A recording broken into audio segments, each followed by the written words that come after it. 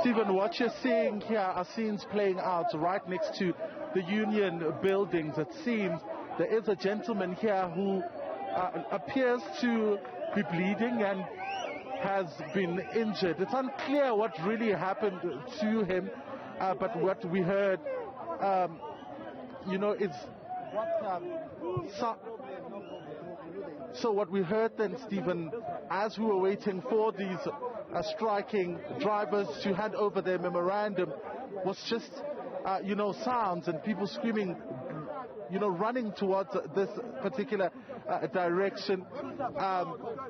So I want us to listen in, Stephen, to what is happening here. I'm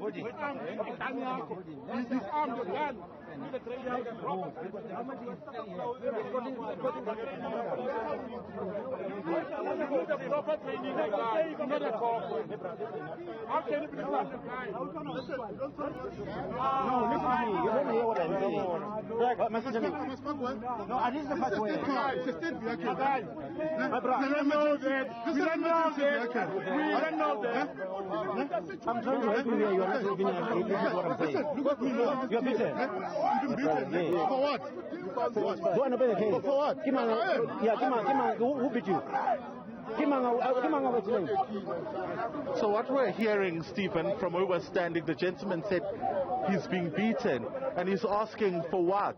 For what? So it's unclear who beat him at this point, but he also makes mention that the car that he is in is a state car. We heard a gentleman there saying and asking him if how can he be disarmed if he is a police officer. So it seems the gentleman that we're standing next to, we just haven't been able to verify if he is a cop and whether or not he has been attacked. But from what we're hearing from him, he's saying that he's being beaten and this is a state vehicle and he's asking why he's being beaten. And this, of course, has sparked a lot of tension, especially with the leaders who've been trying to quell the tensions here.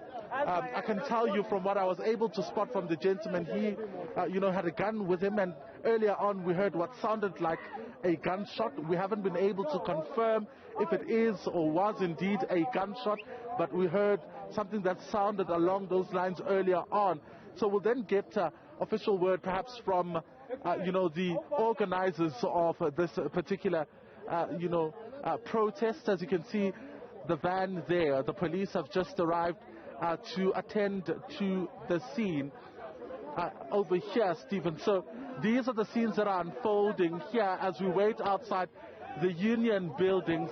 This is where the striking drivers were meant to be handing over a memorandum of demands to the presidency.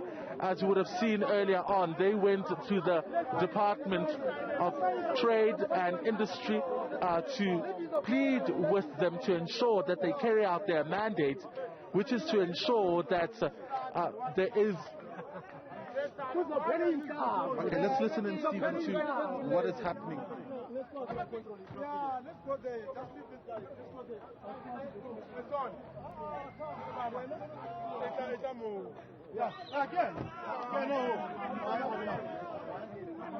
Come in. So it looks like, Stephen, this gentleman over here is being questioned. Let's come closer to get a sense of what is happening.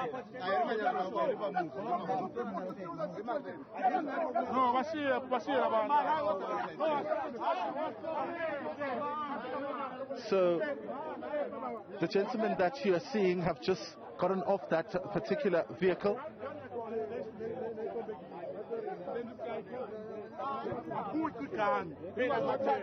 I was here. Then the guy before I was one. I was holding the hands of the car. Where did you break the car? This car is like a car. It's like an Uber car. It's like an Uber. Yeah. So I was asking. It's like an Uber car. No, guys. Well, can you hear yourself, boss? Why put up so nicely? It's like a Uber car. Why is it so? Why put up? You understand yourself? I'm pulling a motor. A motor imile. Is a motor in the Mina. This guy is with two. No, keep it palm. No, keep it palm. Sure. And then keep his palm. This guy came from there. I think I like disarm the out.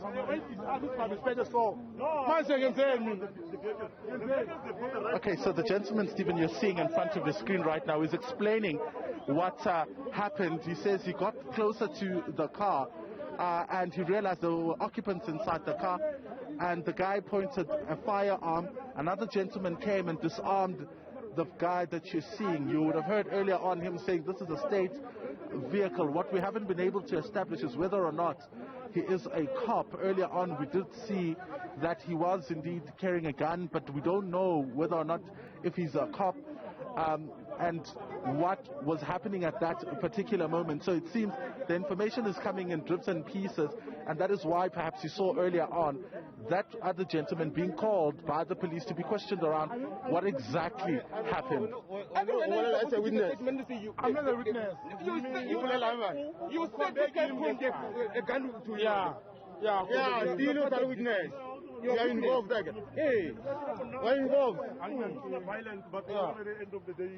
So the gentleman you're seeing in front of your screen right now, Stephen, telling the police that the firearm was pointed at him and wondering how he could be a witness, and the police are saying to him that he was involved in the matter, so he becomes then a witness. So those are the scenes that are unfolding at this moment. Of course, the police that have just arrived are also just trying to figure out what happened, before this gentleman was injured. Let's try to, just speak to him to get a sense. Hey, my brother, now I was just here.